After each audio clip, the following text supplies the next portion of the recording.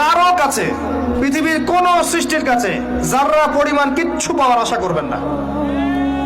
একটু আশা করবেন, আপনি কষ্ট পাবেন। কারো কাছে কোনো আশা করতে যায় না, শুধু আল্লাহর কাছে আশা করেন। সমস্ত কাজের প্রতিদান আল্লাহর কাছে চান, পরকালে আপনি সুখে থাকবেন ইনশাআল্লাহ। শেষ হাসি আপনি হাসবেন ইনশাআল্লাহ। এছাড়া আমি কোনো সলিউশন দেখি না ভাই। আমি কলিজা থেকে কথাগুলো বললাম আপনাকে, আর যে কথা কলিজা থেকে বের হয় সেই কথা আপনার কলিজার মধ্যে আঘাত করবেন। সব কাজ শুধু আল্লাহর জন্য করেন, কেউ আপনার আপন না। আল্লাহ ছাড়া কেউ আপনার আপন নয়।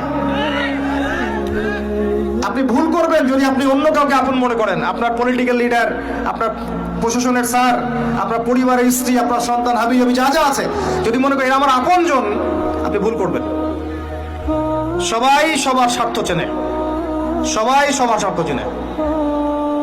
শুধু আল্লাহ আপনাকে নিঃস্বার্থভাবে ভালোবাসেন। আল্লাহ বা স্বার্থ